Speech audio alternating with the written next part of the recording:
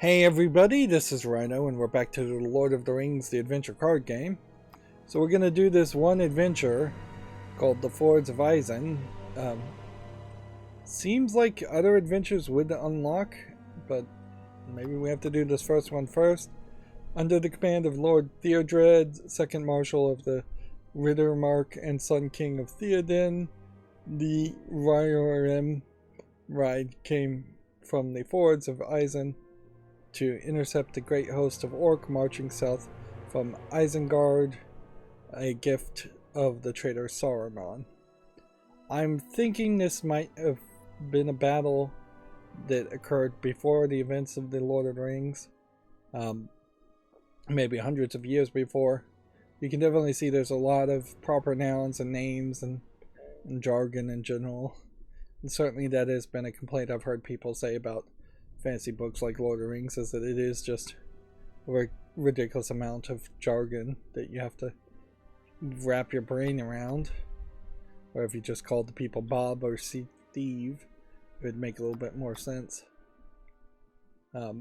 In this, we don't select a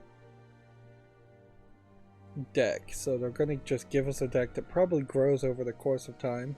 We do have some quests that are easy, like just complete the quest. Then there's hold the East Bank for 4 rounds, and then there's Theodred must fall in quote to the last end quote, carrying the warrior's sword he was given in marshalling number 1. So I guess we equip marshalling number 1 on this guy and then have him die into the last, which maybe I can figure that out.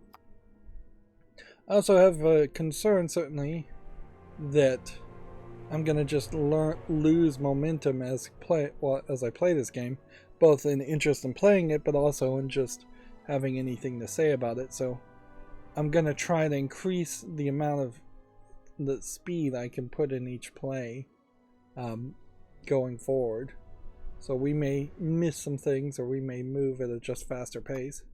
Upon the evening of the 25th of February, this is visually different. 7 days before Gandalf reached Edoras to bring news to Theoden King, a small but significant battle took place between the riders of Rohan and the forces of Isengard. This battle took place at a river crossing on the Isen River at the western edge of Rohan. Here we recount the events of the first battle for the Fords of Isen. Under the command of the Lord Theodred, second Marshal of the Riddermark, the Westfold Rohirrim prepared to ride north to intercept an army of Orc marching south from Isengard, a gift of the traitor Sauron.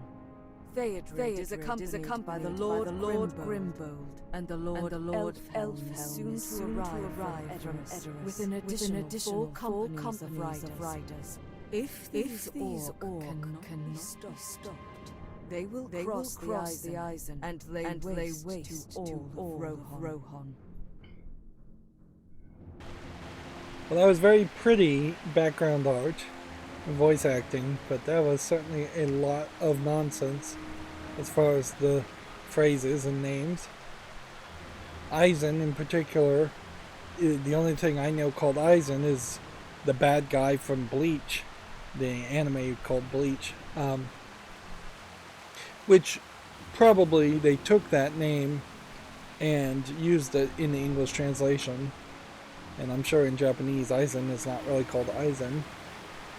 Marshalling areas are locations in which serve as resupply points, where your party can gain rest and supplies. Each adventure contains 3, 1 at the start and 2 others placed throughout the adventure. Okay. Noticeably also no co-op here, whereas I would imagine if some of these single-player events are as challenging as they might be, it might be beneficial to have a co-op player helping you. We can also see that we have 2 characters here with a very high amount of health, so the game is definitely changing. I don't particularly like the simplistic 3D modeling it looks like is happening here. This definitely feels considerably less visually polished than what we've seen from other backgrounds. Secure your armaments and nuts. We have a hard race. So, this is perhaps closer to a challenge to decide how your deck will evolve throughout the entire quest. I don't know what these cards over here and all this is about, though. So we have Block and Stalwart, which... that means he doesn't lose Block. These are all level 2 sphere things, or at least the first 3 of them are. Choose with the power grant protect to another unit, or add 1 attack to the shield maiden until the end. This power does not exhaust the unit.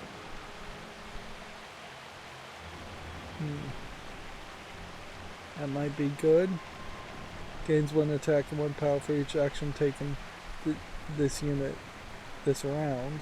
That's probably less likely to be easy. And it would be really kind of crazy to take this one or this one. So it's going to come down to a blocker with 2 attack or a shield maiden. I think we go with this one. Since we're picking 3, we go with this one. Then it's going to come down to maybe this one. Yeah.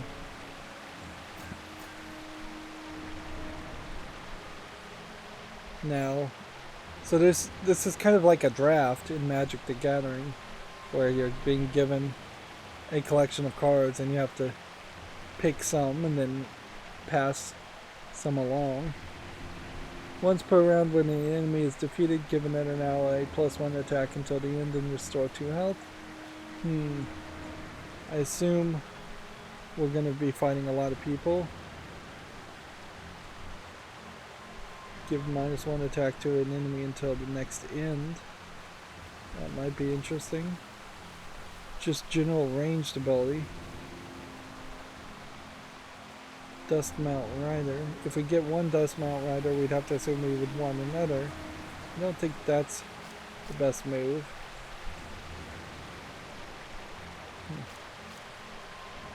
So do I want ranged or do I want this?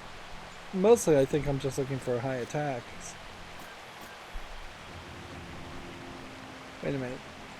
Am I clicking on the ones that I'm adding to my deck, or am I clicking on the ones that I'm not adding to the deck? Because it grayed out like that, you'd assume that those are the ones that are not being added to the deck.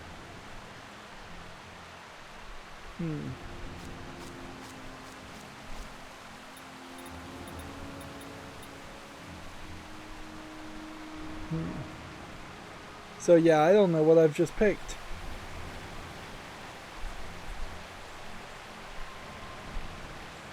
Ready 2 Rohan characters by dealing damage.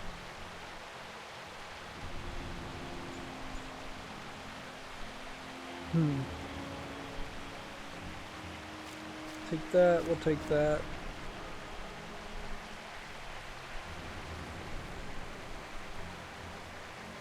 We'll take that.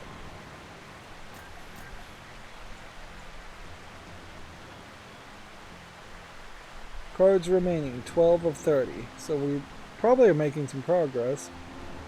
The next ally that falls instead restored to full health, gain an oath unfulfilled attached to that ally.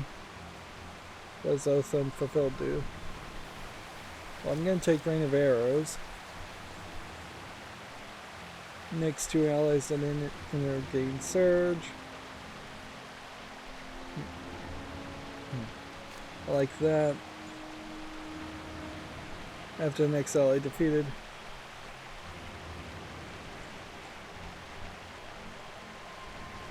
Seeking Glory. We'll take that. So now we're at 15, so we're halfway through. So I assume we are picking cards. Now they are limiting us down to attachments. Gain +1 health and gain block. +1 attack and 2 health, gain block. Before you travel. -1 there. Travel removes 1 enemy. Travel removes 1 fate or threat. +1 attack for 0. Looks good. Gain ranged and stalwart. Block. I'm going to take that. That's probably good for one of the heroes. 50% chance to gain protect after the first damage each round. Deal your attack when... Yeah, we'll take that. Now, strategy cards. Only given 2 options.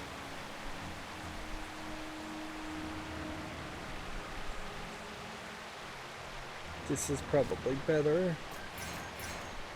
Marshalling provides you with fresh cards and resources and replenishes your supply for the battles ahead.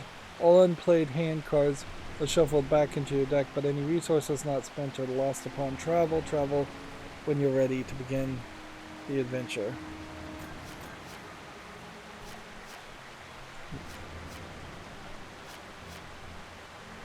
So I just got another achievement for drawing 100 cards.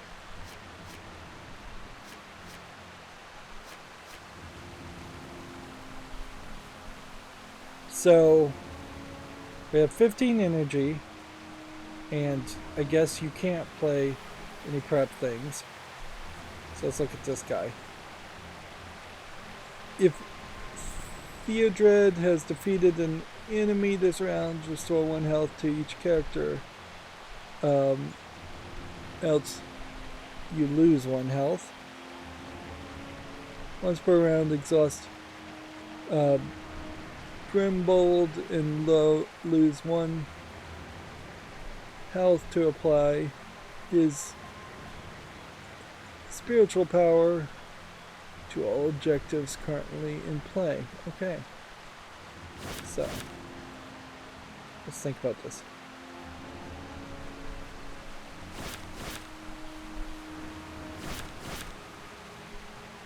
Deal when attached. I want to think about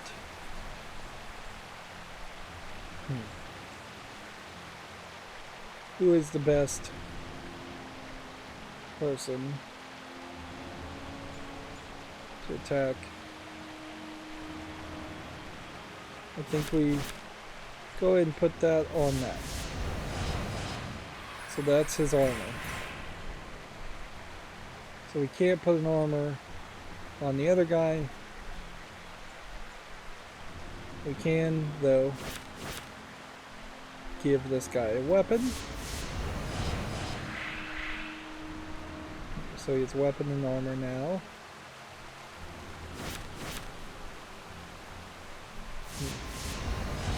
Do that. Ranged and stalwart. So this guy has a weapon. This guy does not. Maybe I made a mistake there.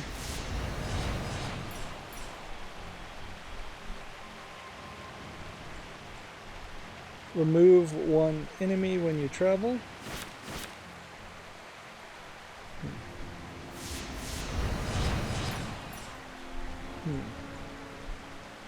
Now, I may have already screwed up here because this was the guy that was supposed to die while holding a sword that's given to us at some point, so we may just end up changing that sword out. And I just don't think we've seen any shadow stuff at all.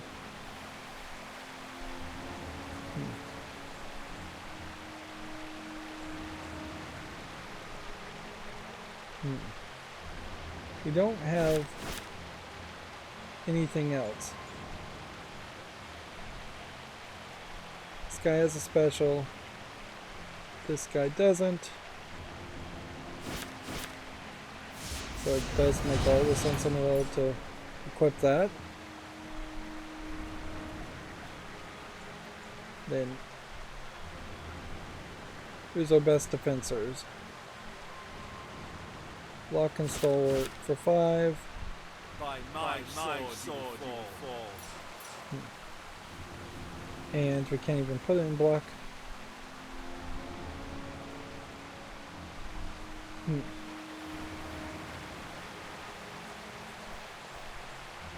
So we really just have to do this. So that's all of our energy.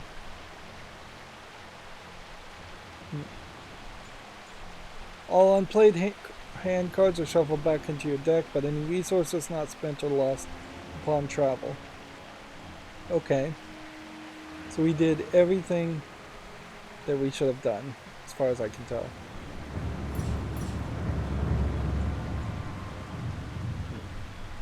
Now we're going to get another cutscene. The column of riders altered by a distant horn call, and two scouts appear out of the haze, riding hard from the north. Their news is grim. Orc scouting parties have been sighted just ahead.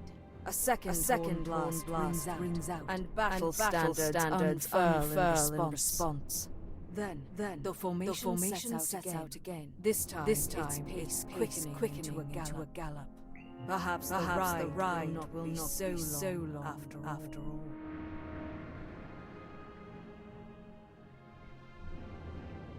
So I'm fairly certain that the case here is going to be that this story does not randomize. Hunt down 4 scouting parties.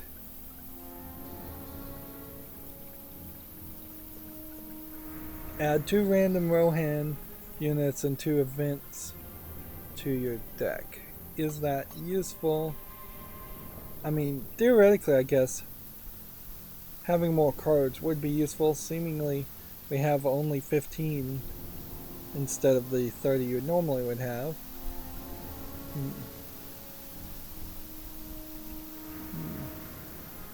Then we've got some threats.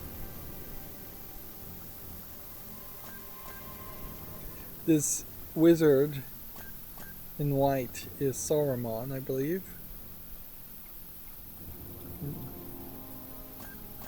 Okay.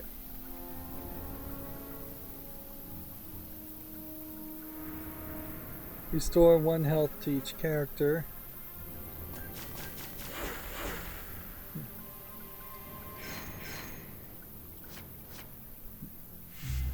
Now weirdly, we are still at this kind of uglier level, but it does look like co-op may have been playable in this level design. Restore 1 health. An ally has been defeated this round, restore 1 health. Okay, I don't think we need either one of those. So.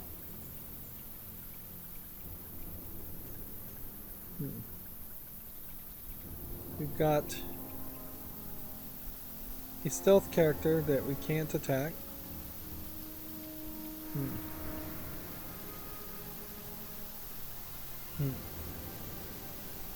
Which, how important is it to heal?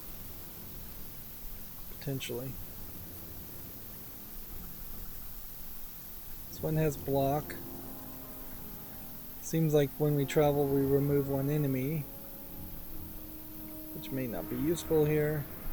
Plus 1 attack. This is a block 2. This is arranged. So these 2 are the block ones. So yeah, first things first, I think you do this.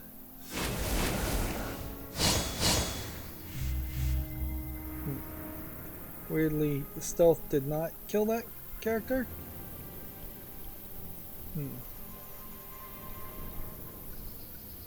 That seems weird.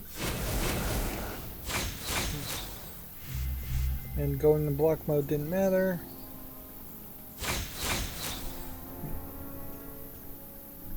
3 orc scouting parties.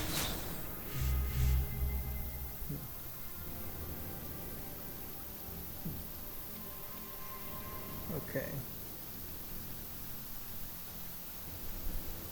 Well, it seems like you just win.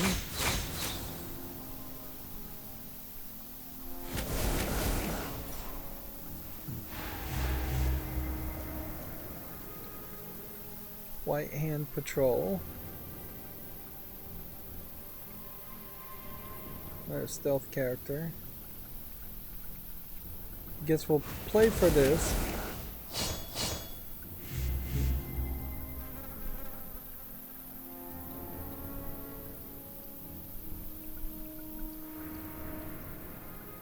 Two health to a hero.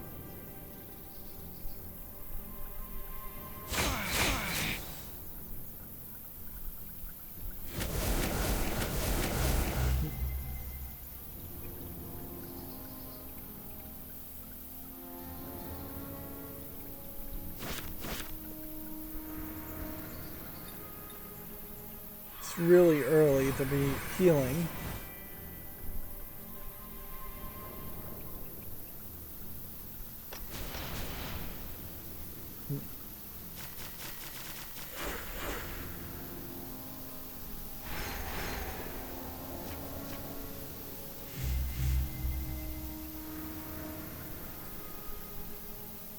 So I'm just going to activate this and let him kill that. And then activate this. And then, yeah, that seems like that added 2 more cards.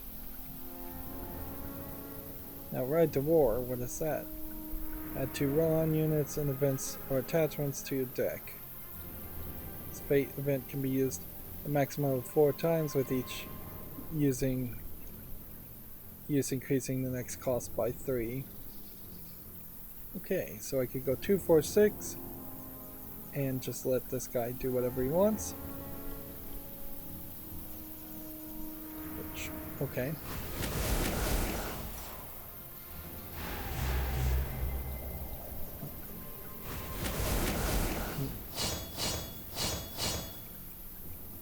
Travel now and seek out the main force of Sauron's army.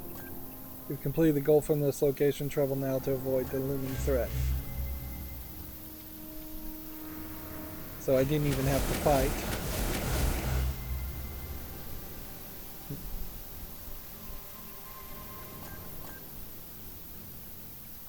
Yeah, it does not feel to me like it's worthwhile to stick around and try and do this again. And I assume this is just going to be 9 in the next location.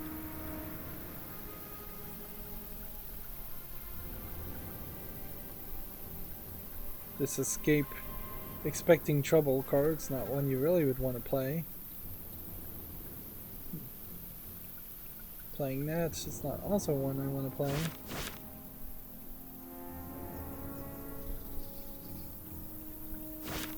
Let's do this and heal. Now we have a death card. Increase all damage dealt to the enemy by 1. This damage is treated as ambush. Now this is a special though. So I don't know if I really would want to get rid of a special.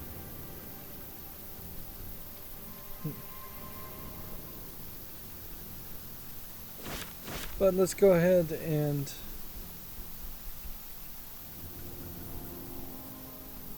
wait a minute, why am I putting death on that character? Well, I guess that's how that works. Alright, well then we'll just play this. And then you have just like glowing dots that don't have indents.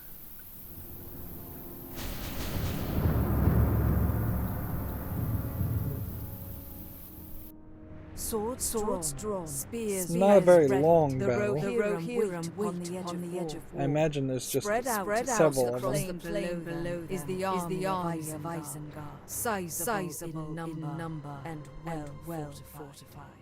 The Lords Theodred and Grimbo stand in front of the formation, anchored by two great war banners that billow softly in the wind. A long loud horn blast announces their arrival to the enemy, and then the wait is over. For Theoden King, for the house of Errol, for Rohan. I guess a good question to ask is, are wizards like Saruman and Gandalf human at all? And then a criticism I certainly could throw out there is, I just don't know, as somebody who hasn't really read the Lord of the Rings books, it just doesn't feel like humans integrate well into the world that is described in the Lord of the Rings. It just seems weird that they even exist. They're definitely not focused on at all. So it's kind of hard to relate, for lack of a better term. We have a location-specific second line. Summons 2 white hand pikes. Okay. Increase all damage dealt to this enemy by 1. This damage is treated as ambush. Cannot guard, but does counter. Ranged ambush for 2. Pursuit ranged ambush. Upkeep, deal 1 ambush damage to a random character. Ranged ambush. Exhausting non-unique ally. White hand pikes.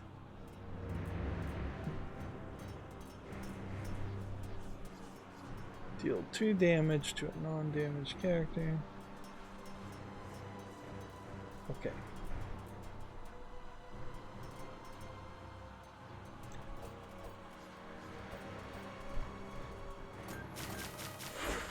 I think we're just supposed to remove the 2 pikes, is that what you said? And route their forces. Okay. We have some armor that we could potentially equip.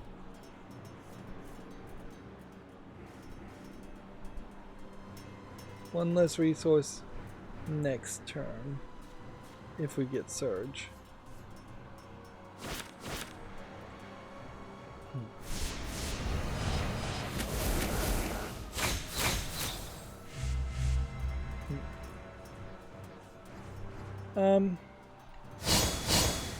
Six there. See, I don't know if I really needed to play Death there at all on that character, or if I should have just held on to the Death card.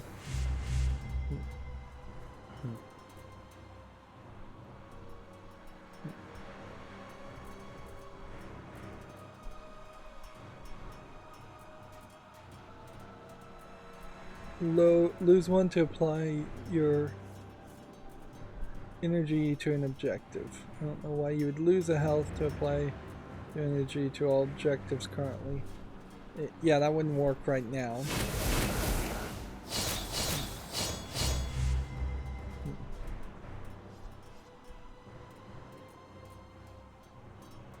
Okay, guess we'll do this.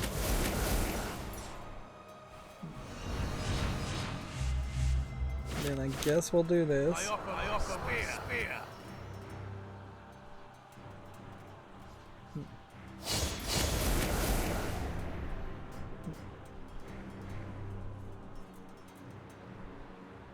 And I just don't. It only makes kind of sense to do this. And honestly, it feels like we're just gonna get another third hero. They even said it in the game, in the story, that we were gonna get another third hero. So we should probably be saving our upgrades. He's gonna activate a cunning plan, I'm sure. Deal 1 damage to a random character each round until the next triggers. We really don't have a lot of anything going on here. Okay. Defend with that. And they have ranged attack, so I should have just attacked with that. Darn it. That was dumb. Whatever. Attack with that.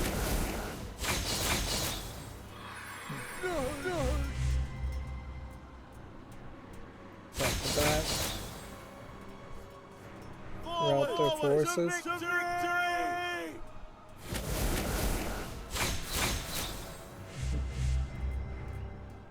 Unless I could get something that would give me a lot of extra health.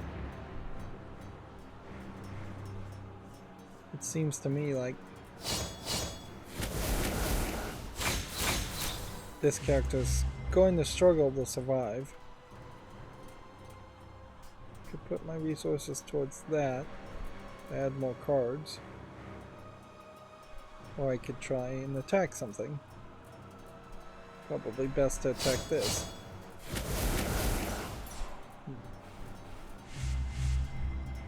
Now, what do they mean when they say rout their forces?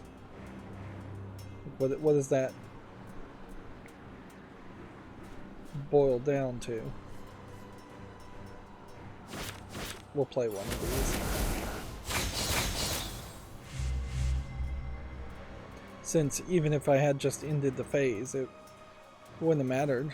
He would have been able to play more too.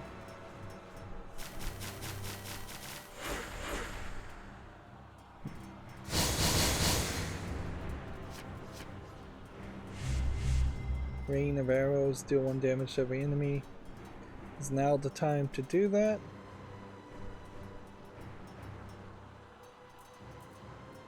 Probably not. Best to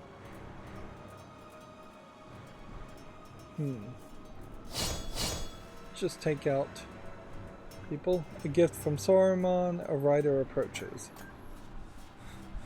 Lord, Why? Lord, scout another army across the river. What? Yes, sire. Another army on the other side of the river, moving south toward the ford. Wizards played us fools.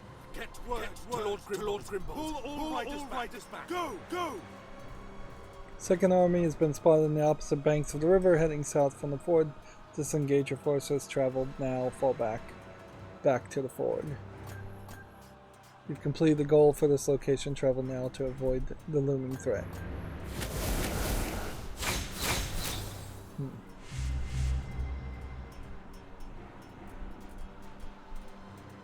Let's go ahead and kill this guy, at least.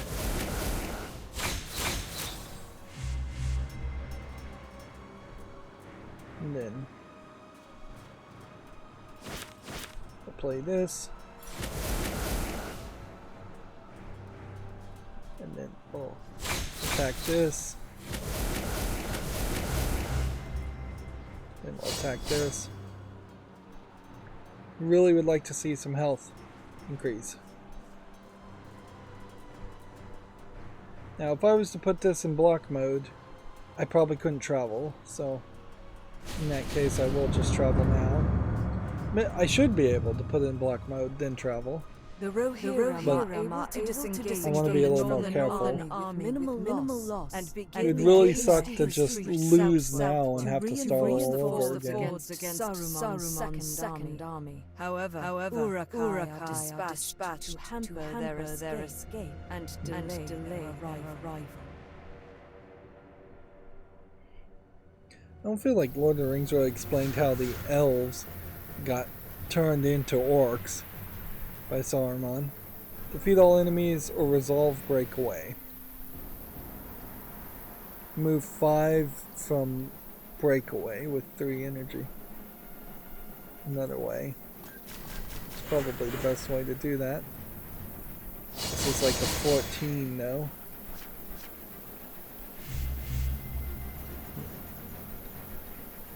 We can't even defeat this.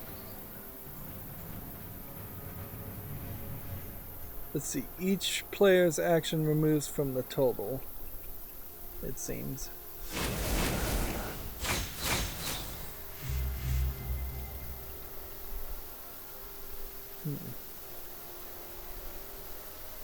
Oh, do these all have ranged? A lot of them do. Again, a mistake has been made.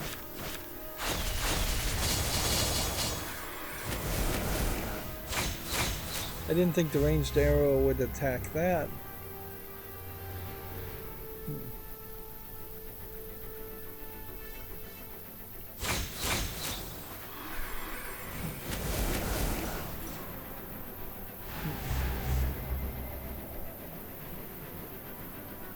Okay. We can't attack these until we've gotten rid of this.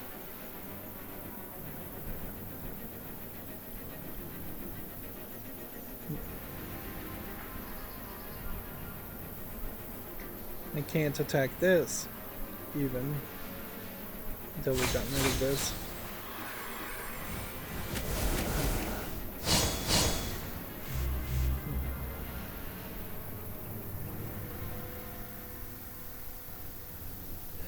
Let's see. Block stalwart or use our energy. I think our energy is better this way.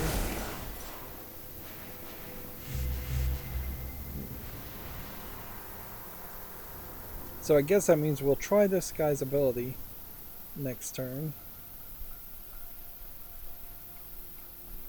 Well, apparently we could do that twice. I don't know why I could do that twice. That's something specific. And there's a bunch removed too.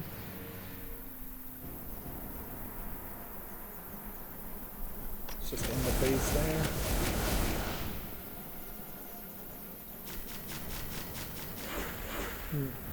The phrase is phase and round, and not so much turn.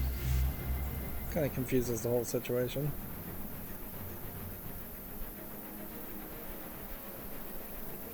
Exhaust him and leave one to all objectives.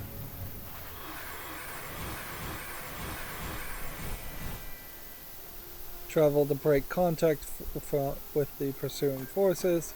You've completed the goal for this location. Travel now to avoid the looming threat.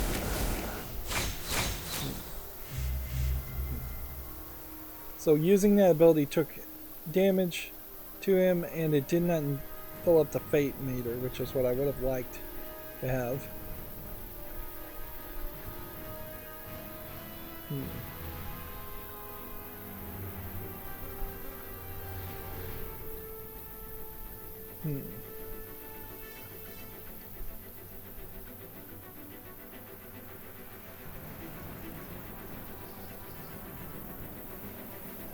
Is this worth doing anything more with? Or should we just travel now? I'm gonna just travel now.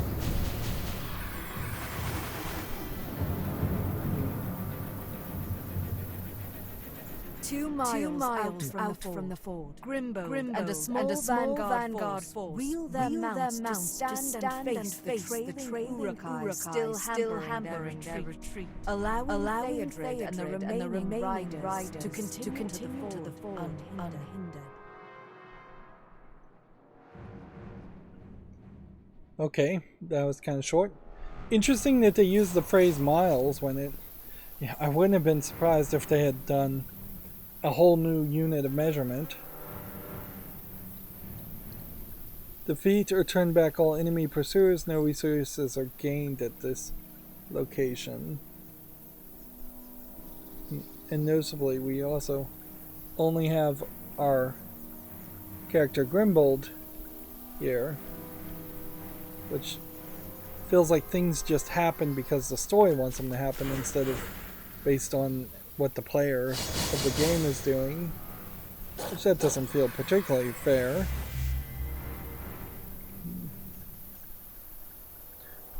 All wargs gain 2 health. Counter. Range pursuit. Do these little points here indicate that they have counter, or does it indicate that they're just Urukai warriors? Well, these are Urukais and they don't have the points, so I guess that is counter. Right. Block stalwart.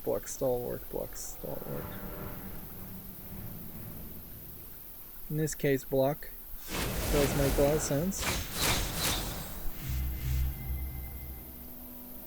Although it didn't work.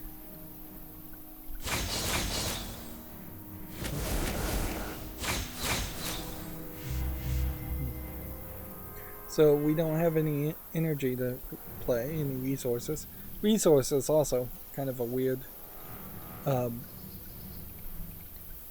choice to use. See, choose grant protect to another thing or plus all to the +1 attack to the shield maiden. So we want to use this ability. We could either grant protect to another unit or get +1 attack.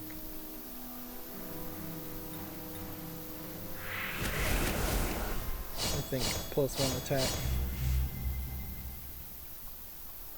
probably is going to benefit us a little bit more. All of these have block on them, so unless we wanted to just go 2-4-6 and use the energy, I think this makes no sense.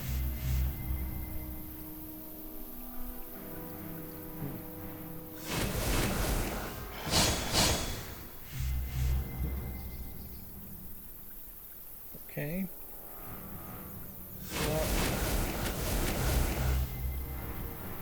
And then putting in defense mode twice.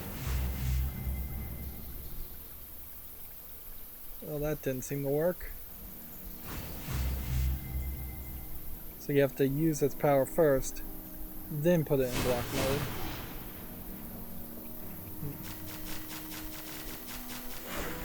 I am growingly concerned about the amount of health this guy has. But 28 is still by far way more health than any other character, so I shouldn't probably care that much. Yeah, just kill that guy. That's a big threat gone. Then I guess kill that one, because that's the next biggest threat.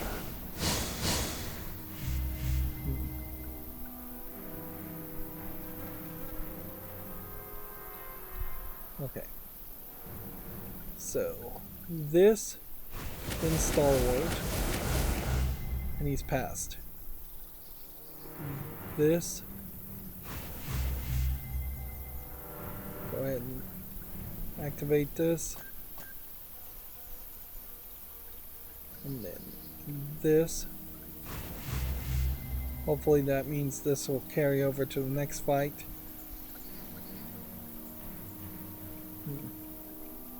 But maybe it won't. Kill that. And then attack that. Then attack that.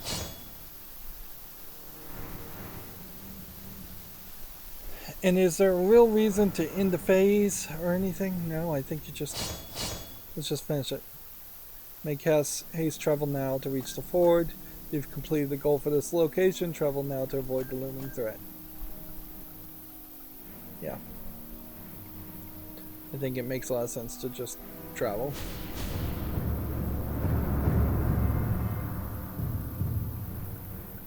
The Rohirrim finally reached the ford, finding it as they left it, quiet and peaceful. Theodred quickly sets to organizing the smalls to defend the river crossing against attacks from both sides, knowing that their only holding out lies in Elfhelm's forces arriving in time. Here we can see Helm's Deep. That's a location I recognize.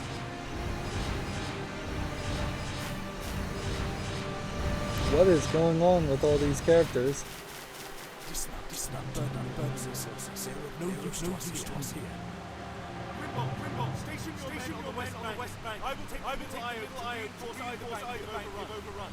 The rest of you will cross the bank to hold against whatever comes from the north. Now, prepare yourselves. There is not much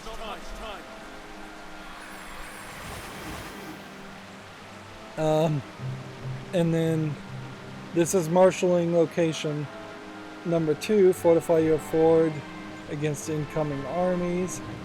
We've, for some reason, lost both of our heroes, so there's just no heroes on the field at all, and the game seems fine with that.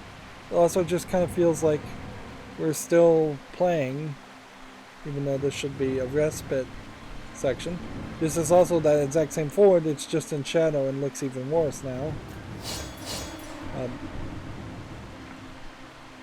So, at the moment, we have 9 of 30 cards left. The Shield Maiden. This guy with Block and Stalwart.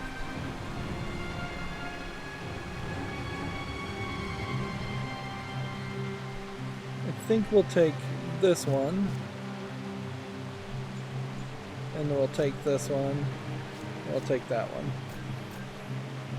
Now it says pick 3 events. We may not be picking as many items. Next ally that falls is instead restored full. We're going to take that.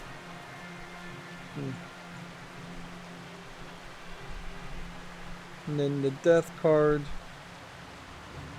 I don't know if that's that useful.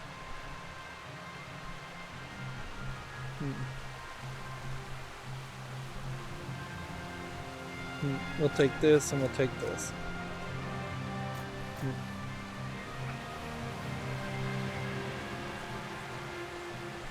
Shining Lance. +1 attack in a ambush. Ranged and stalwart. -1 before you travel to another location.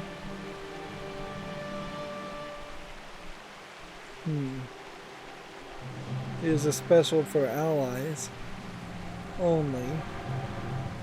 We'll take that. I think this is good too. And let's not take both though. So do we want +1 attack? Yes. So then we want armor. Take that. And the general idea is I'm going to hope that I can get 1 powered up ally to help me. Or the 3rd hero will show up. All starting cards for the next 3 locations start with +1 health. Reduce the time needed for Elfheim to reinforce you by 1. Or reduce the threat by 10. I think we reduce the threat by 10. Select the forces to defend the East Bank. Travel when you're ready to continue your adventure. So we move that threat immediately down. I guess we are going to be pushing the limits here of just how many cards you can have in the deck and how many cards they can actually show you. So Shield Maiden versus this guy versus playing a new character.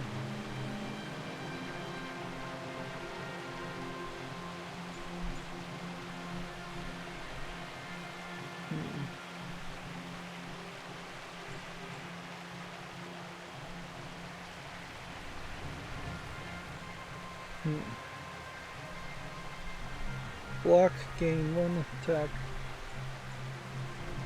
Do we have another dismounted rider?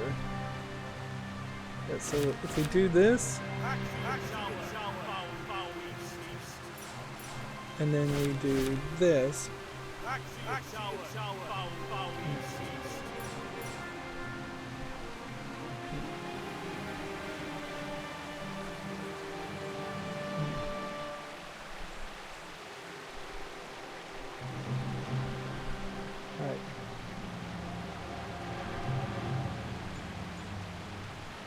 we have 7 more things. So we're going to give him armor.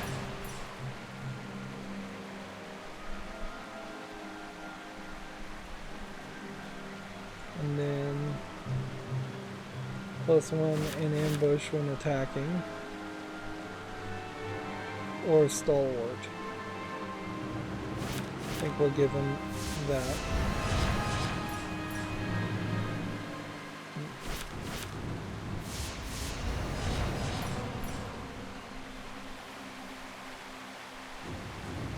That's going to leave me not much resources.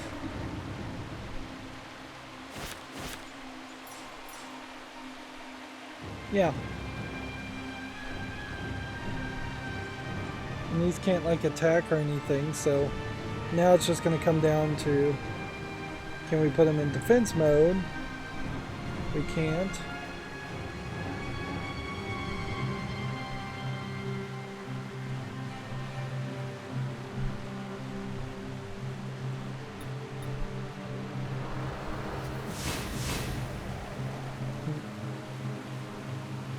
Yeah, and I think that's kind of all we can do. We can't use the power to do that.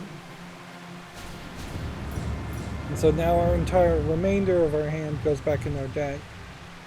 The small Rohirrim force now split into three separate units stands at the ready. Grimbold's forces on the western bank. Theodred and his men on a small island in the middle. And the remaining riders on the east bank, where the sounds of Saruman's approaching army can already be heard.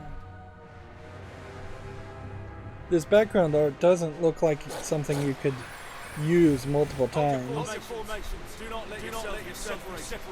This is the same Forge animation, they've just rotated things around a little bit. Hold the eastern bank for as many rounds as possible. All available forces must be committed. We have 15 of 30 cards. Now, what was the achievement or the challenge that would get you rewarded? Hold the eastern bank for 3 or 4 rounds, I think it was. All allies get +1 attack and +1 health in a couple turns. So we want to kill as many people as possible.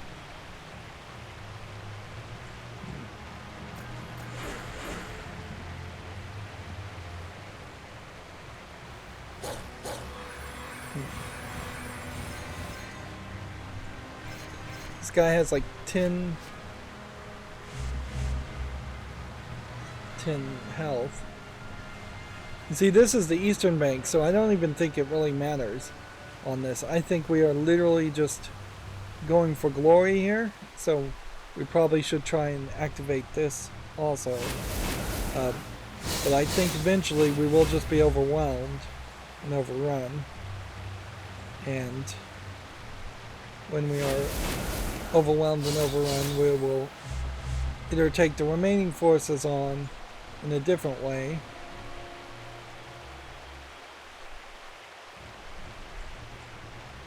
when allied with another dismounted rider. Why is that not triggering? I mean, they're right next to each other.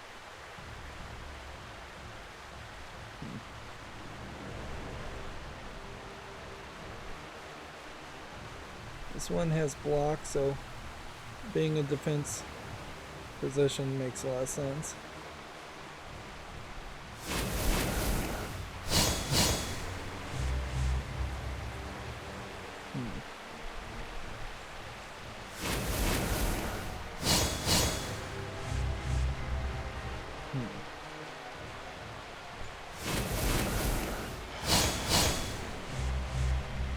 Just trying to see how much we can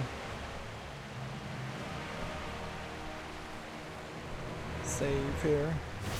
Like, we can't put this guy on the field, can we? Let's make room. So you'd have to replace it. So there is a limit of 7 characters. Good to know. That's what I thought.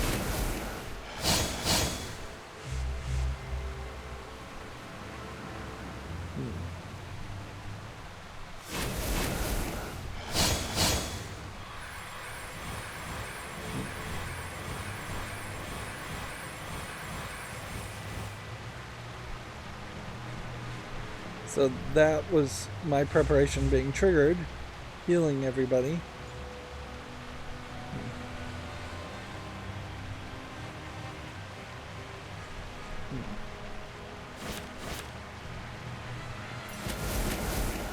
Right, play that.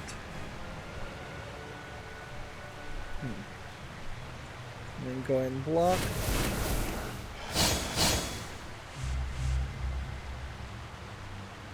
Plus 1 attack and an ambush when attacking. That'll do 3.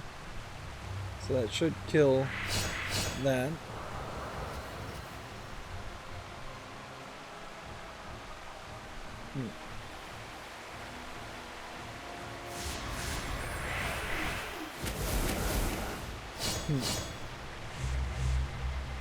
So who's the most dangerous we can kill now? This one?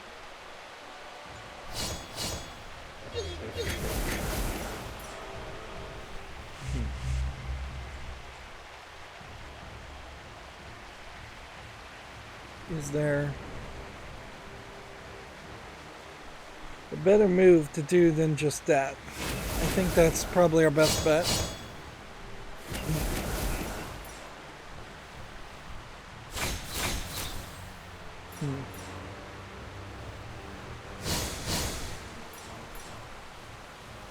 So if we survived 1 round, and he just played all his cards, but remember, new round happens, he gets a full hand again. Maybe he doesn't have 15 energy. We've held the bank for 1 round.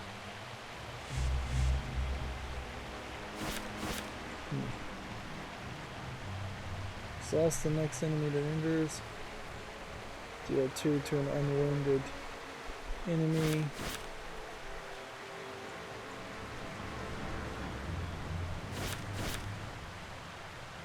Right. Let's just start with the defense.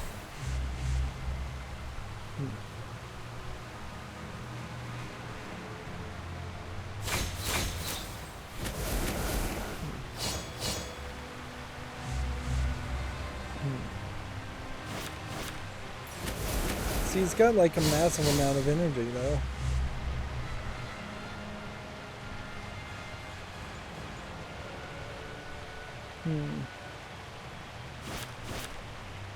I just don't want to play Take an Oath, but I don't know if there's a way to avoid it either. This will do, I think, 3 damage. So it's better to kill this one first.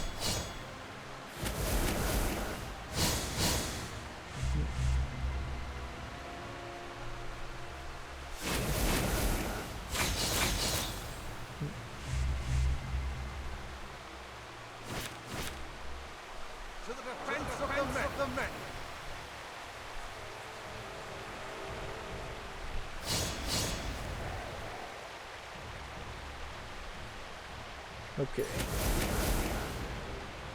So now we can take out somebody.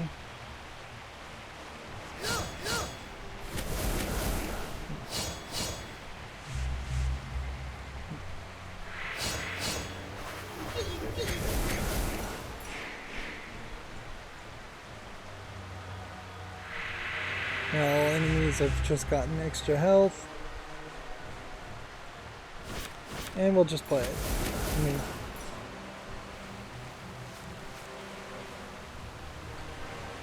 So if he's getting like 15 resources each turn, to survive through 4 rounds of this is going to require just a massive amount of health. It doesn't seem like it matters how many you kill.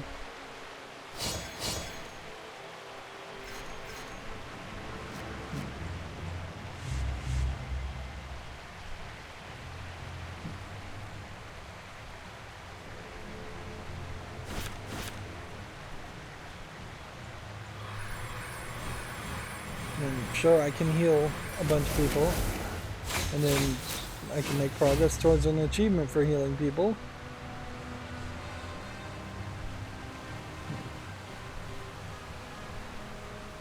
Alright.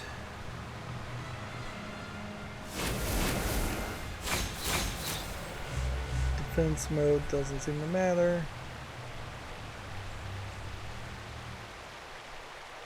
Let's go ahead and kill this.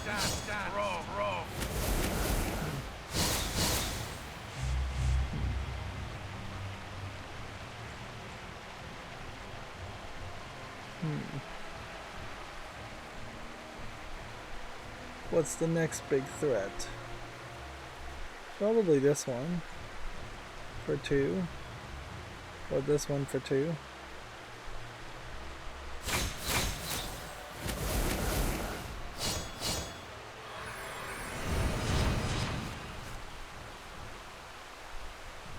Oath of Unfulfilled is now attached to this character. Lose 1 health for each round with it attached. Vanquish, remove the attachment. So he has to kill something to remove the attachment. Okay, we're learning.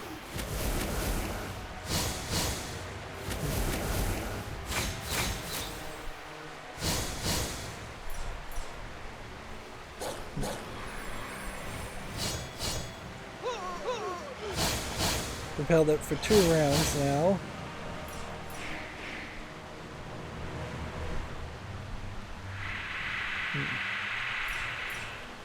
And he hasn't even triggered this leaderless action.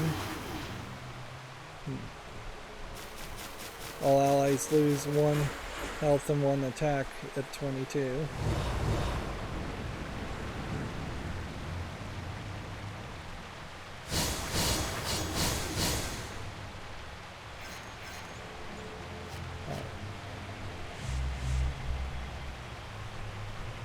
Cancel the next event that Sauron plays. Block Stalwart. Well, we can't play this, so he's kind of useless as a card to have even picked. If we do this, it gives him a turn.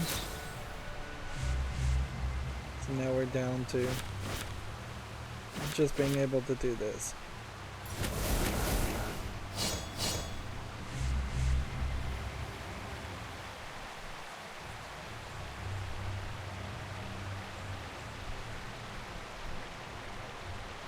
Grant protect to another unit.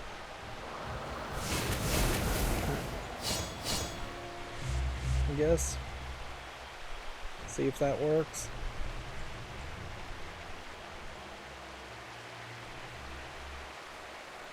Go in defense mode.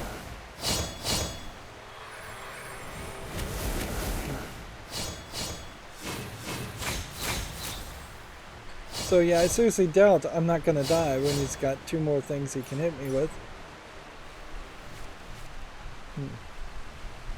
Expecting Trouble we played a long time ago, and just now it's activated.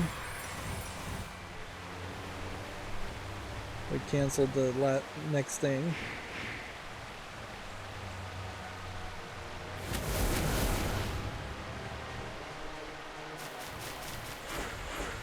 Okay. So why?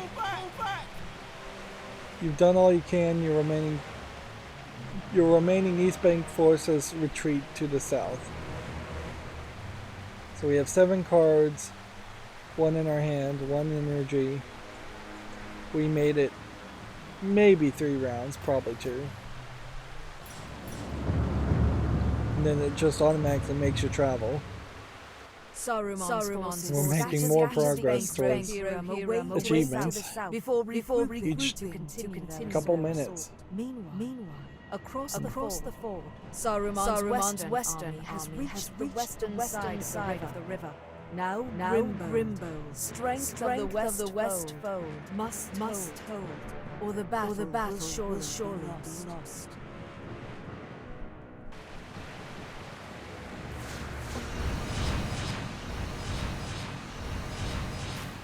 Now, as I understand it, I don't think Saruman has anything to do... Well, I mean, he does definitely have something to do with... Oh, I forget it. Sauron. But I don't think it's a case where Sauron is the next evolved form, the Super Saiyan version of Saruman. But maybe he is. Like, again, I'm no expert. So, it would have been much nicer, certainly, be able to heal this guy up with that card I had played a long time ago. Hold the West Bank by completing push them back. Alright, so we just need to do this.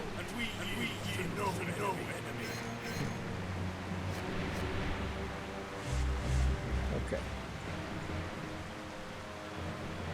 Cancel damage from the next enemy attack. Gain +1 attack for each action taken by this unit this round until the end. We can do both of those. So we'll do this first.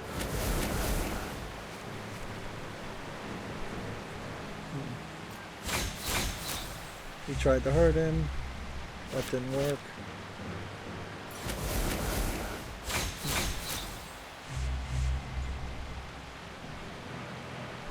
One health to do 2 attack to this. Is that necessary? Can I not just attack it? No. So it is important to do that and use his ability. What is this? Each ally lost will restore 1 to this objective. Each enemy defeated will remove 1 from this objective. Okay. Well, pretty obviously we can kill that before it even attacks.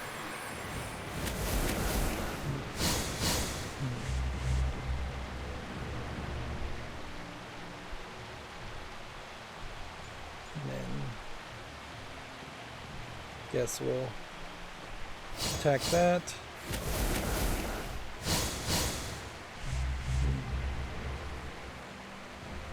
Who would be the most dangerous that we can kill?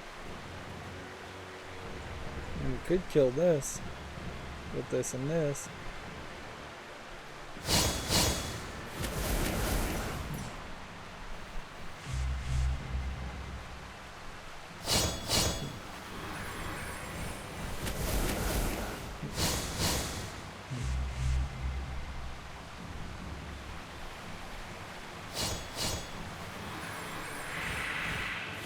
So it seems like we can just win next turn. As long as he doesn't kill one of my characters. And it definitely seems like we're using different card backs here to show off some new card backs. Which even the card backs are not amazingly interesting. Like this is kind of dull. This is pretty well designed, I suppose. So yeah, 1 health. Move that forward. The West Bank is held for now. Travel now to switch to Theodred in the middle. Eote now under attack from the east. You completed the goal. Travel now to avoid the looming threat.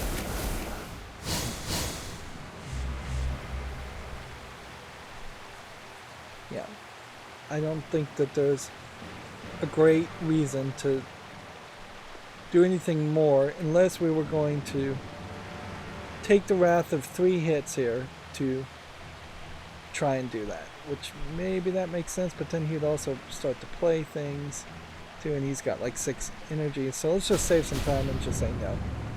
Just move forward. I think it's probably a little too late to get 2 extra cards. The west bank.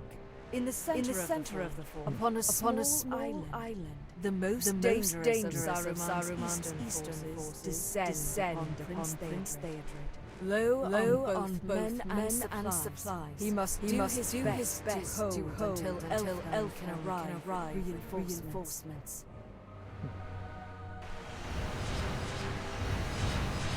So we've got a slightly different forward design now.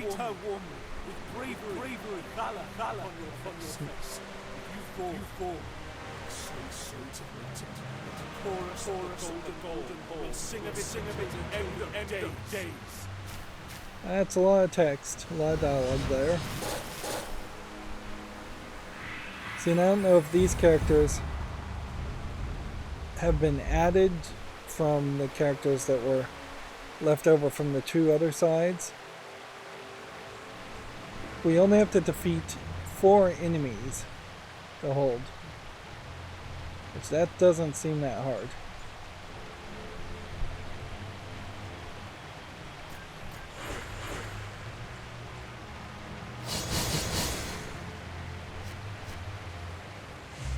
Right, so restore health to an ally equal to its value. So we have a 6 here that would destroy this 4. I don't think for a second that's a bad move. Unless I was just going to go for this. I mean, you just kill that. Now you have to defeat 3 enemies.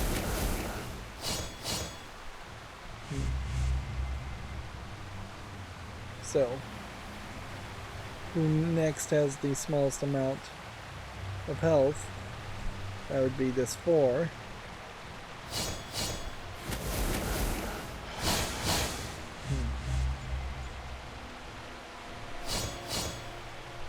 Now we're down to 2 enemies.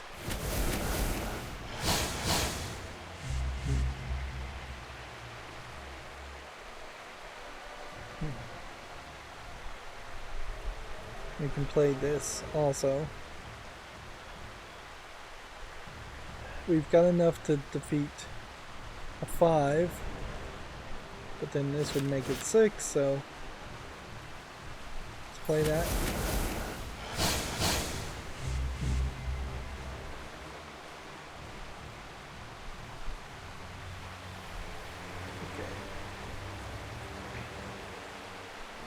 Let's get rid of this 6.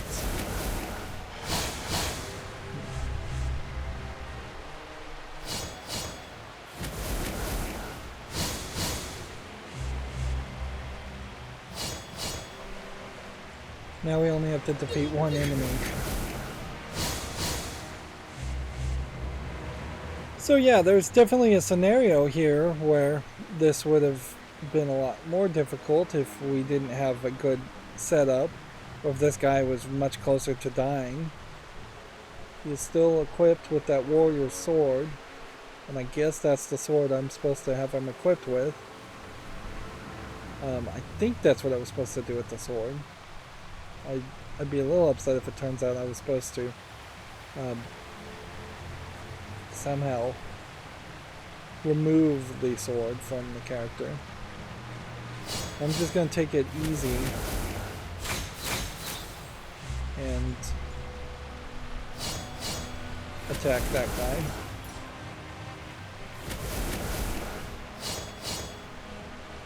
This is just another Axeman.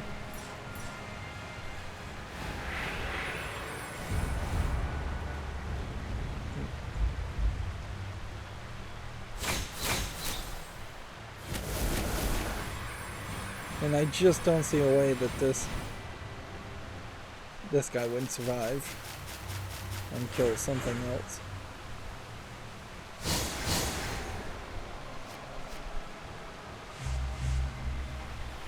Axeman, if the defender has a weapon or armor, 50% chance for one to be returned.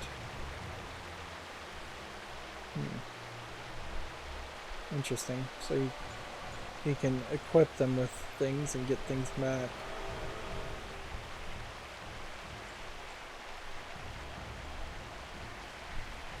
Which is more useful? Kill the guy now. Kill the guy here. Now. Kill the guy here now.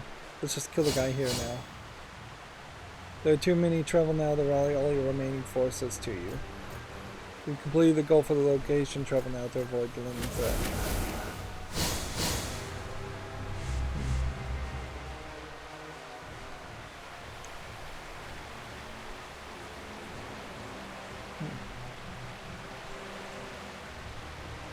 Every upkeep restores health equal to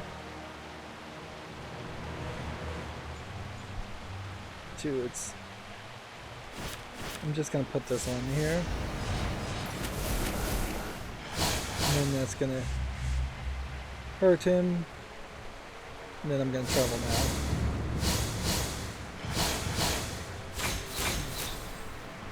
So that was a wasted item, but the card's also kind of wasted. It does seem like we only have 4 cards left to play. Surrounded on all sides, Theodred cries out for aid. To me, Aerlingus! The prince's cry reaches across the short span to the west bank, where Grimbo breaks from the heavy fighting and leaps to the shallow water. Slowed by the current and onrush of enemies, he desperately hacks and slashes to reach the Eye before it is too late.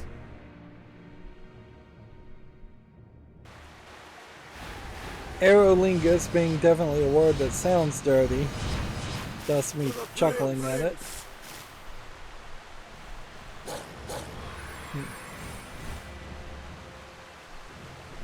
Hi. Theodred, Prince of Rohan, calls for aid. Defeat 5 enemies in 3 or less rounds to flee to the West Bank and bring him aid. I guess maybe if I fail on this quest, then there's no aid coming. We do have 4 cards remaining. So this is quite the experience, and I really would have to question how you would play this in a real world experience. You'd probably do it through at least 2 or 3 sittings. It's taking a little too long. And weirdly, this is very solo player, so if you were playing this in the real world, I would have to just assume you're playing against yourself, and it wouldn't be particularly that enthralling or interesting. Although, if you're obsessed with Lord of the Rings, this might be very close to reenacting a very, very well-known experience or event in the story. Okay. The question to ask here is, how can we kill how many enemies? 5 enemies quickly. Every ally played this round gains Surge, or we can play a block Stalwart character, or we can try to attack. When allied with another dismounted rider, gain 1 attack and 1 health. So we've got 3 and 3. So that has happened. Got a 4 here. I assume our best bet is to do this first. That's 1 down.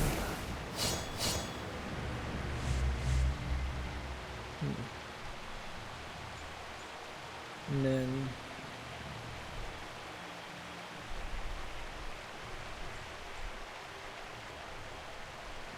just go with this.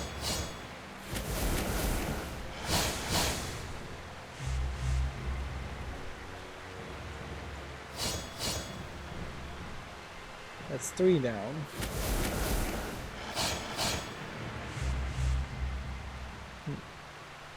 Didn't realize I could have attacked again.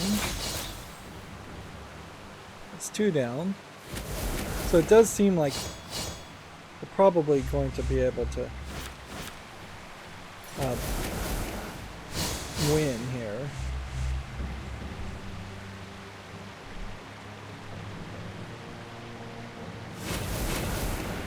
Even if I lost the remaining 3 characters, this guy's 23 health may just be good enough.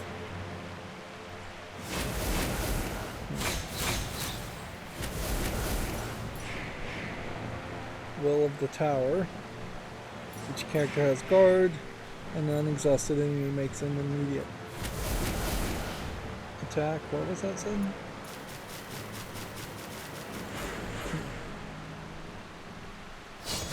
Immediate. I can't read it, it's too small. It's too small from 8 feet away to look at. Allies played this turn to get surge. Really all we could do is play this. But first things first, we would want to probably kill this. That didn't kill him. Kill this. Yeah, we need one more enemy dead. So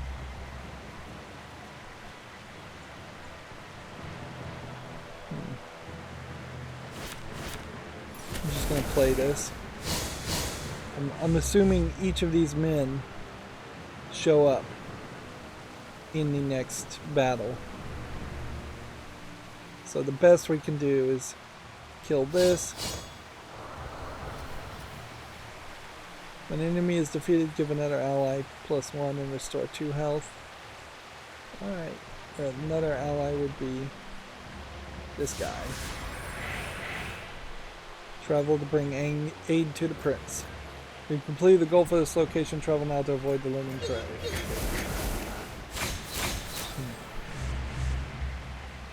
So absolutely, I mean, I don't think there's any other abilities that we could have activated anyways. So now we leave. And now we're down to 2 cards remaining. Now I do think this game said that you don't immediately lose if you run out of cards. Although I imagine you're going to be close to losing. Stands Theodred, fighting alone in the center.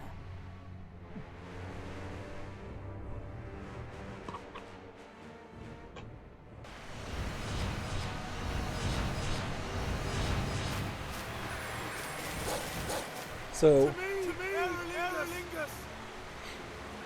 to the last here is where he's supposed to die. Hold for help to arrive, no call draw. Okay. What just happened? Can you tell me that? As to why my Theodred lost all of his health, or was summoned immediately with full health, and is now down to 18. According to the logbook, there's really no reason for that. He was just summoned, and then is telling me I have all these items equipped, and I guess that's what each of the little sword animation was, and then you lost the health because that's just his health from previous rounds. Okay.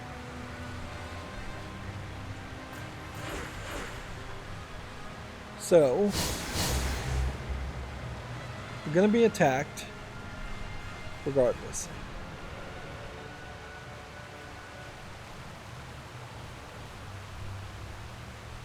One guy has ranged.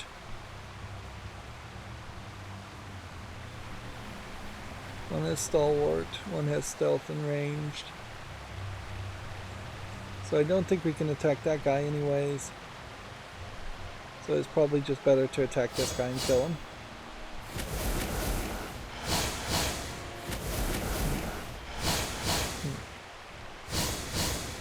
And then just everybody is going to just attack him.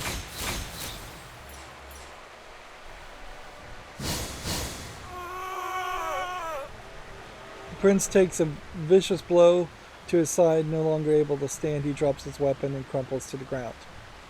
Interesting. So I did survive here. I have 6 health, but I think storyline-wise I'm supposed to fall in battle.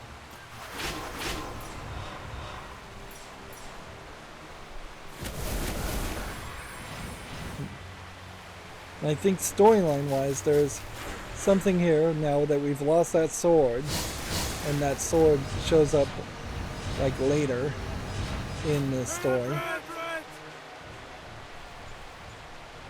The enemy doubled their efforts intent on taking Theodred back to Sauron as prize. Do not allow them to take him. Raise Theodred, Prince of Rohan, to 30. How in the world am I supposed to do that?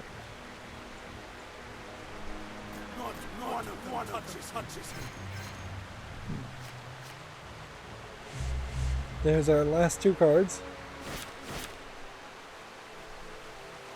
Every ally this turn play. We can play this, fine.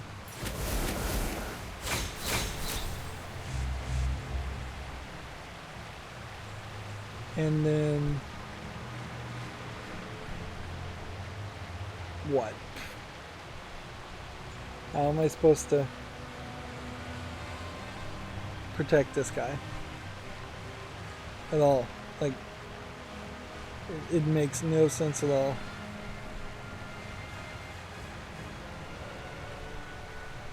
Alright.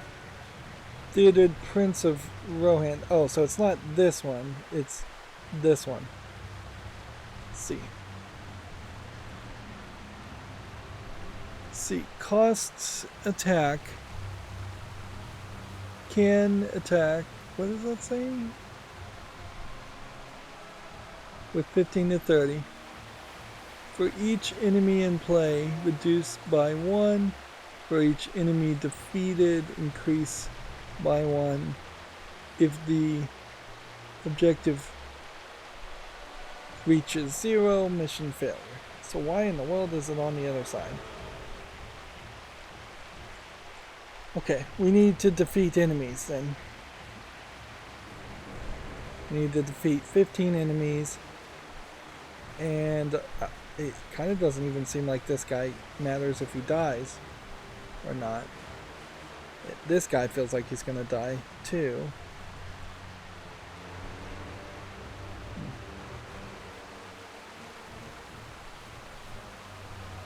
Alright.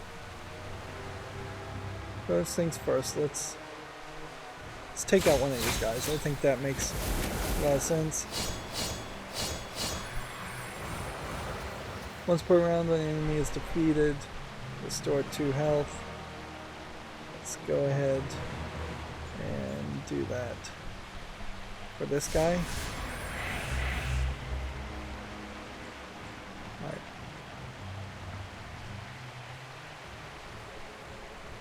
Go ahead and take out that one.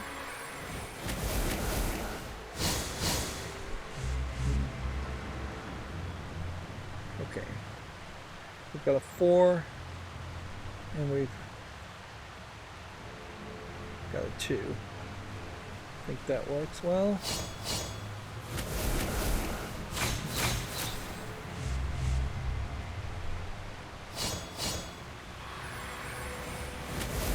So this feels like it's just going to be a lot of back and forth, back and forth.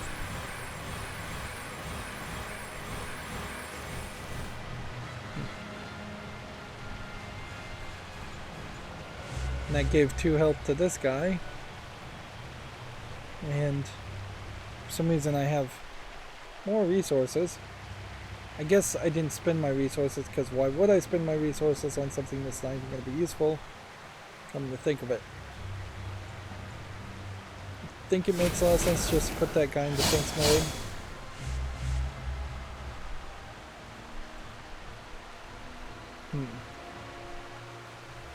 And I'm just going to end the phase.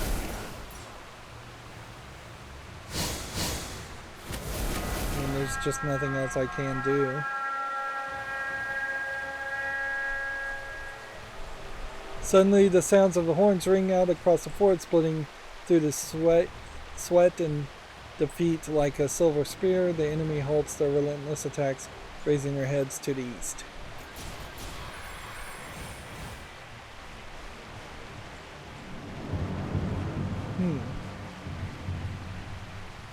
At last, help from Everest has arrived. We The may have sound won of there thundering when hooves fills the air as the we Lord should of have Elf actually lost. Two companies of riders tear over the ridge and break upon the east bank like a storm. It seems weird, though, that they would give us that battle to the last, and then we didn't really have to fill that objective up. We have people here which seem to be equipped with everything, at least 3 equipments. Who is this character even? Elfheim. We have any? I don't even think we've even seen Elfheim before. So we have a ranged Rohan that has +1 attack and ambush when attacking and block. +1 attack and ambush and block. They're all probably equipped with the exact same equipment. Okay, good to know. Which, yeah, just the same equipment over and over again. Probably not terrible. Is there any reason to play this still? Well, maybe there would have been a reason to play this before, so everything would have surge, but probably not. And we're supposed to just kill everything out of this land. Okay. I think we can figure this out pretty easily. Go ahead and smack that guy.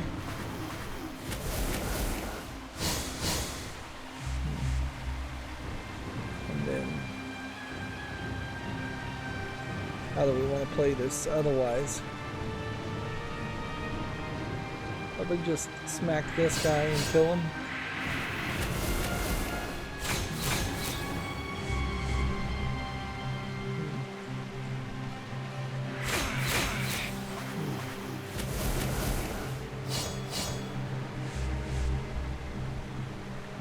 Then let's just kill that.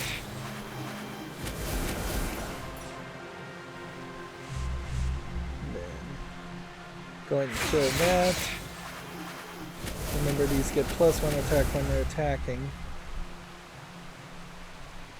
So we should kill that. We should be killing that. And I guess I'll just play this, since it doesn't really matter. I don't think he has any energy or cards to play. I guess the nightmare scenario here would be that you lose a character that you really need for the next battle, which I assume is the next battle. The East Bank is secure. Travel now to muster the riders.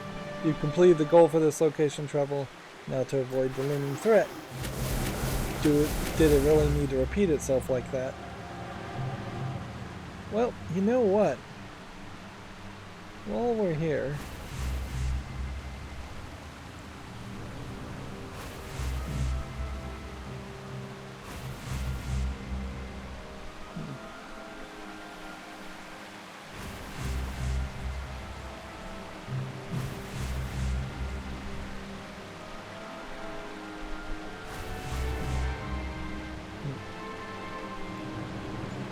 let's end the phase and see what he can do.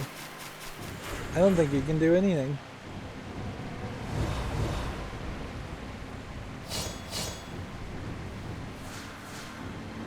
Looming says, upon you travel this round to avoid drawing Sauron's attention even further.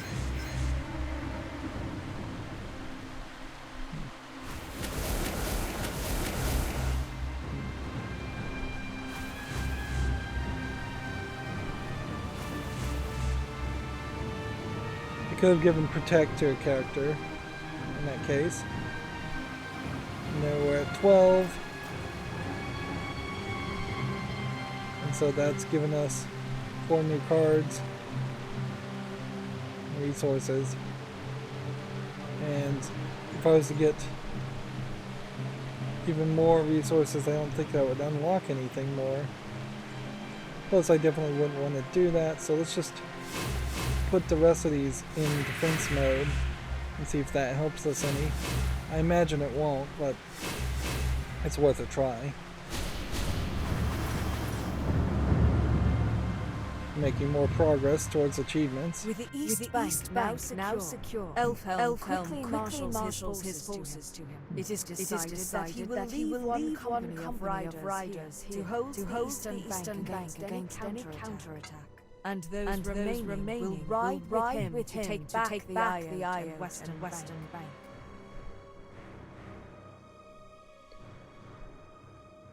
It's funny, they called it an island, now they're calling it an Iot. Marshalling location 3, final marshalling location for the adventure. Man, this is going on forever. So this is basically going to be a 2-hour episode.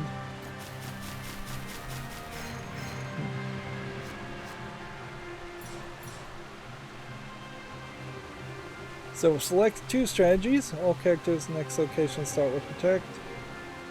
And the next 2 locations start with protect. Okay. I'll take that.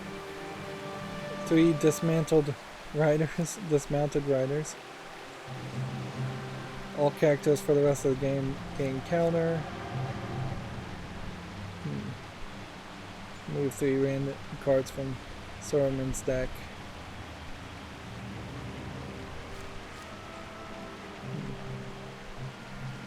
Yeah, I think that's good enough. Incorrect number of cards selected. Please choose again. Alright. So, which one are we going to get rid of? Dismounted cards. Yeah, I don't think we really need that. I guess I did figure out what the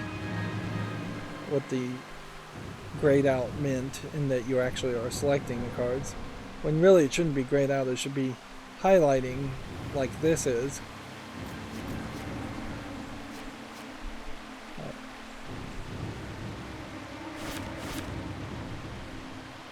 So we can't do anything there. And everybody is equipped here.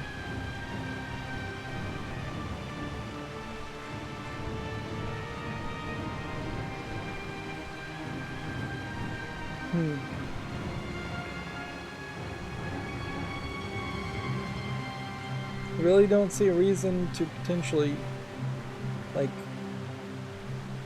remove a card. I guess we're a victim of our own success here, in that these cards will just go back into our hand, which is fine.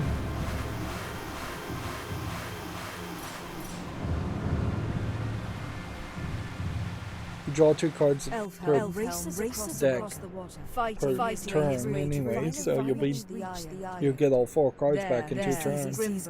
Protecting the fallen body of the prince, hard pressed by 2 axe-wielding orcmen. So I guess the prince is dead now?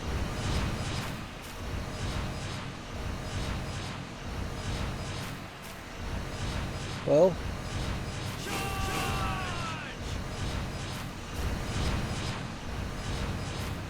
they definitely are implying this guy's dead, but he's not dead. You're late, but not too late. Is he dead? Everything has protect, everything has counter. Defeat all the enemies while protecting the body of the prince. So that little challenge to get to 30 just goes away, I guess.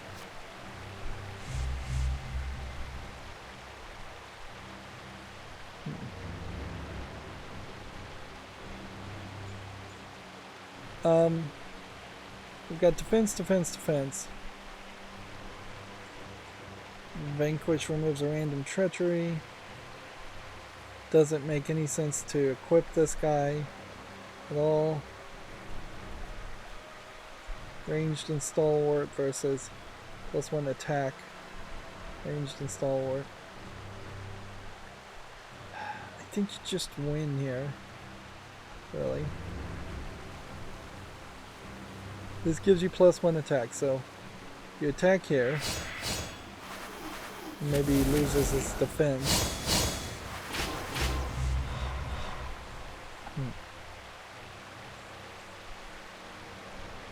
put that in defense.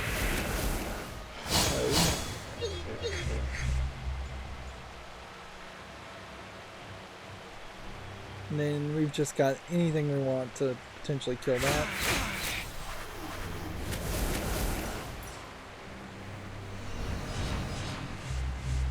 Stalwart and Vanquish. East Bank and Iota are now back in rolling control. Travel now to continue securing the ford. You completed the goal for the location. Travel now to avoid the looming threat. Alright, well. Let's go ahead and put protect to another unit, or just put that in defense mode. Let's go ahead and put that on that guy. Why not? Don't have room for wandering scout. Let's go ahead and put him in defense mode. Also, yeah, there's nothing else we can do, so we have to go forward.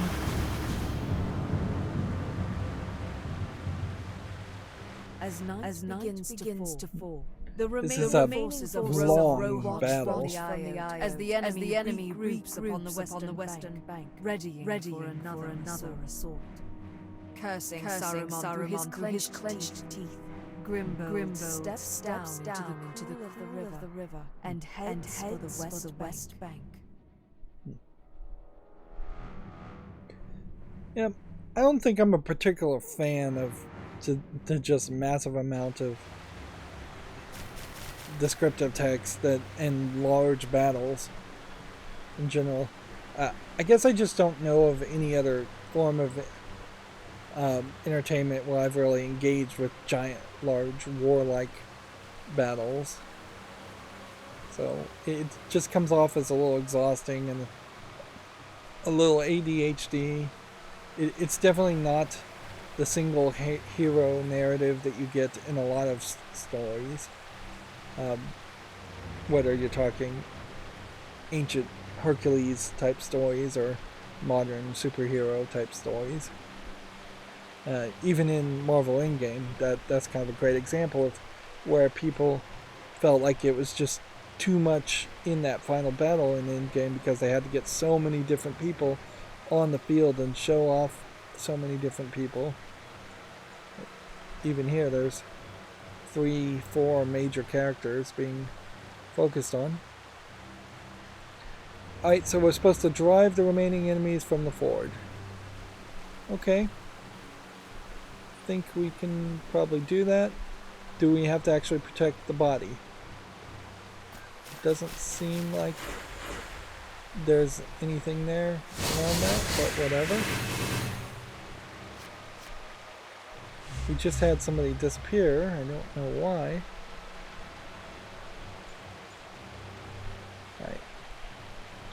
Start with the most dangerous person, which I guess has to be this one.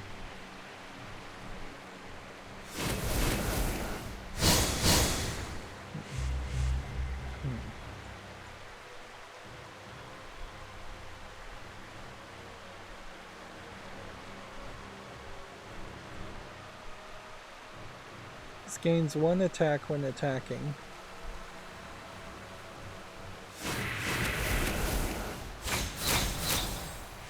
Or apparently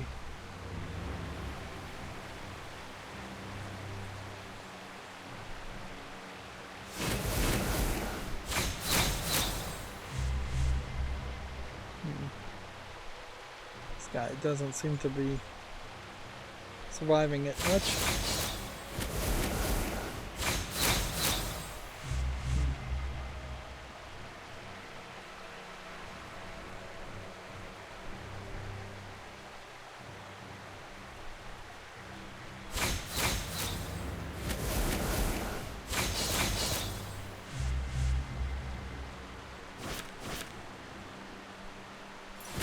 Throw out another guy, I guess.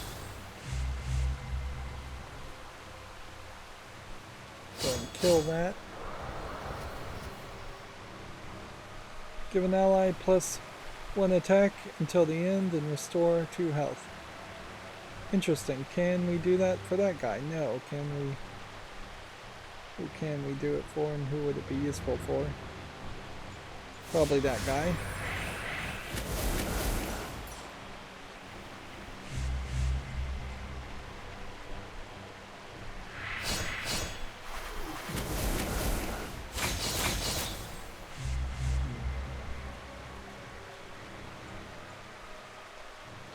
Alright, well, we'll equip that since we don't really have anything else we can do. And then I think we want to equip this.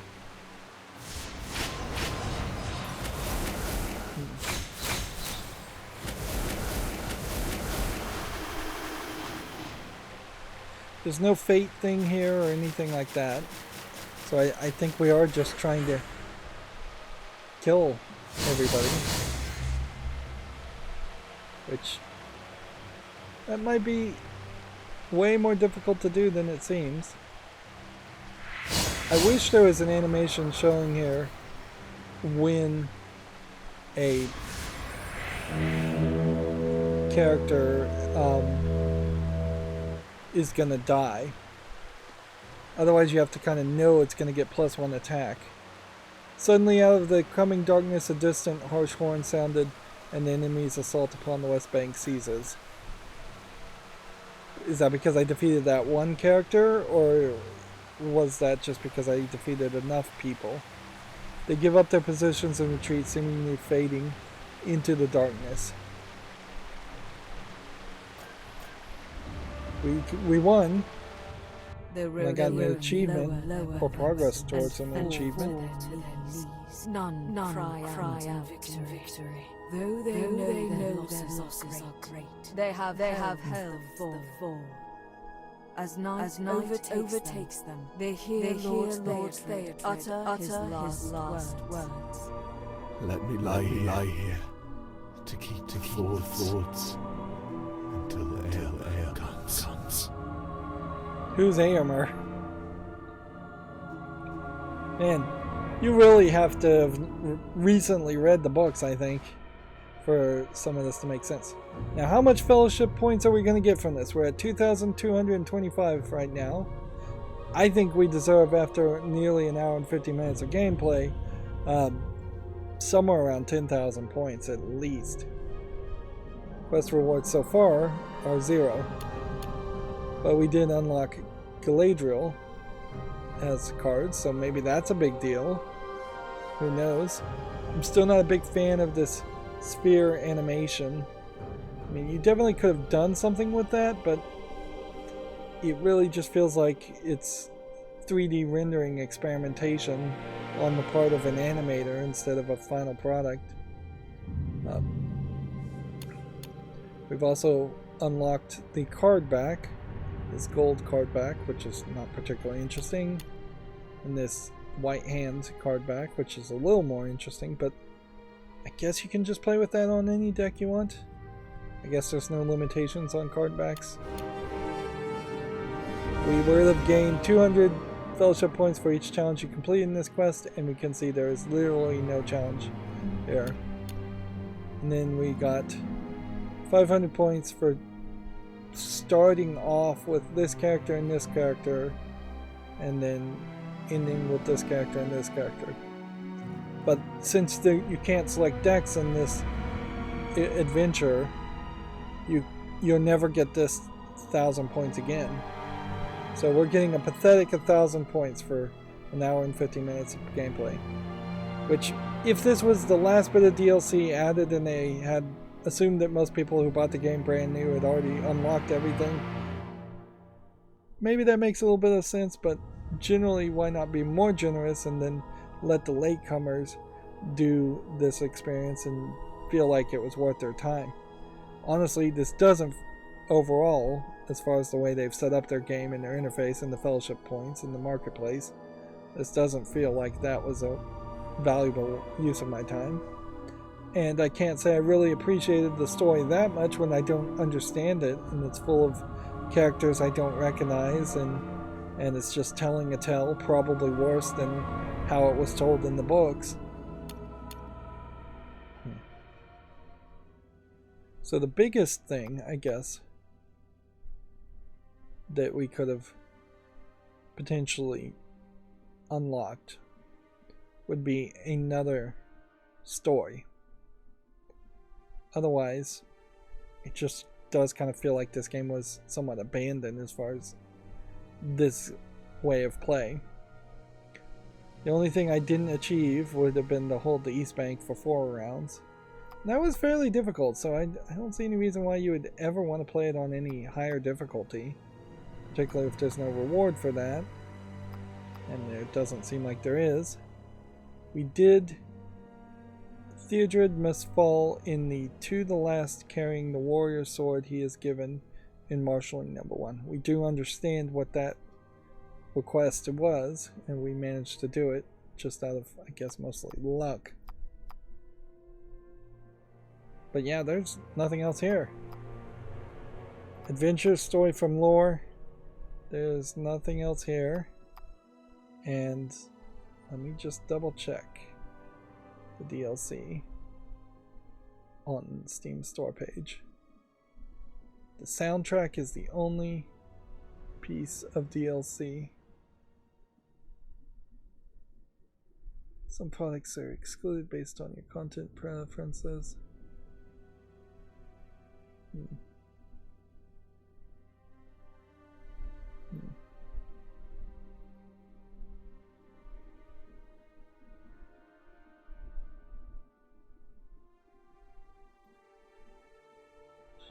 Sorry.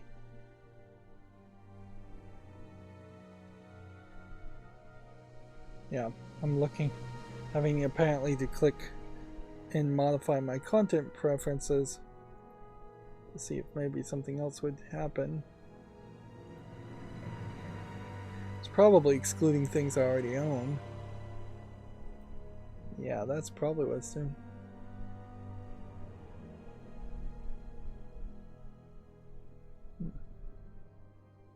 Hide ignored items. Hide items. My library is not checked. Well, yeah, I am just completely confused on that. It does just seem like they just didn't make any more adventures. Now, maybe the real world tabletop game also never made any adventures.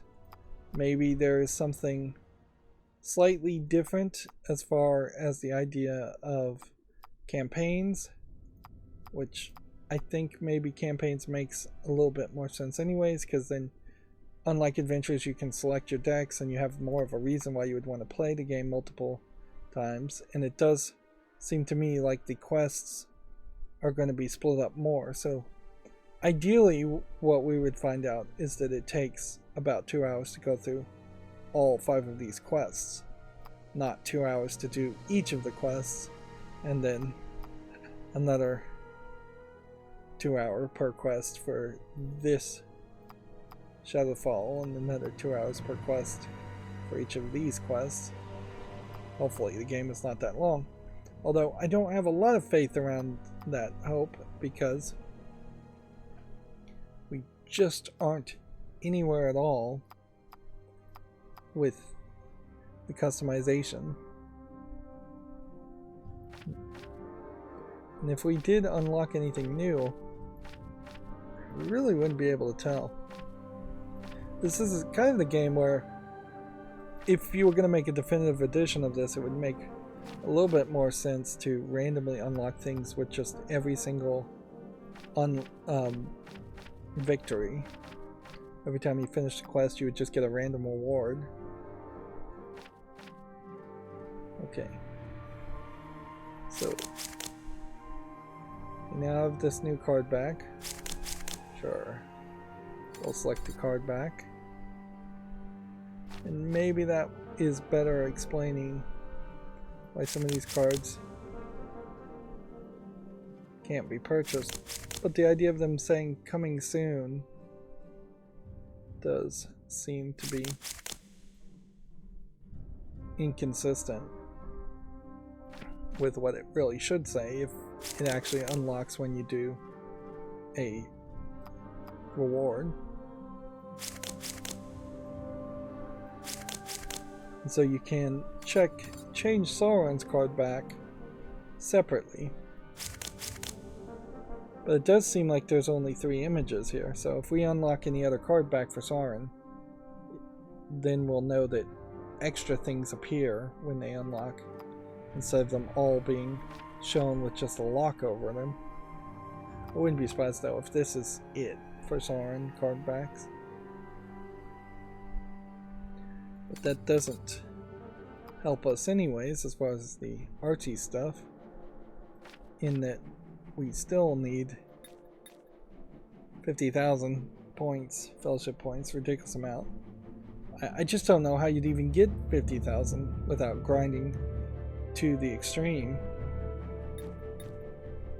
This Galadriel, I think we unlocked.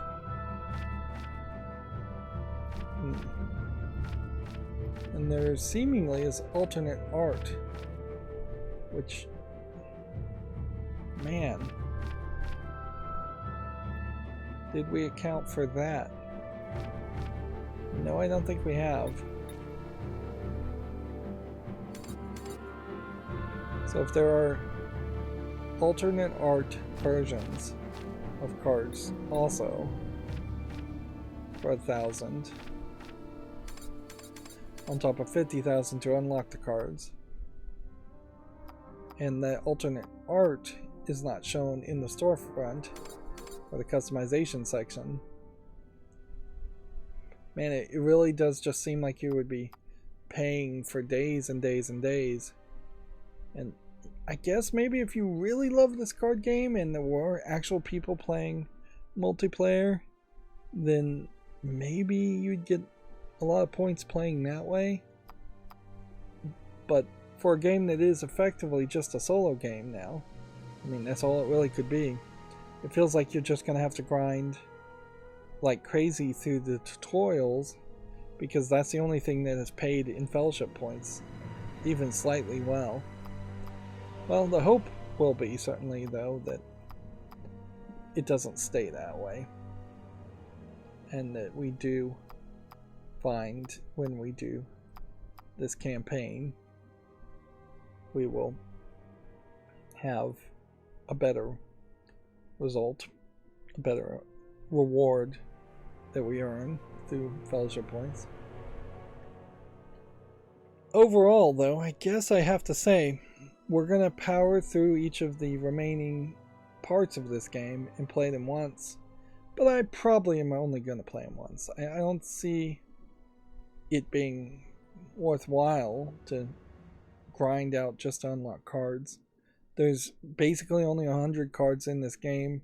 The cards are fine, but they're not amazing. They don't have a really insane complicated system, so like, I definitely don't think for a deck building game I would really get into the weeds as far as deck building, which is probably a big problem.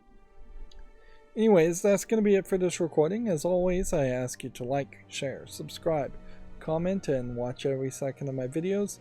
If you want to support me even further, there's some links down below in the description box. Thank you for watching. Have a good evening.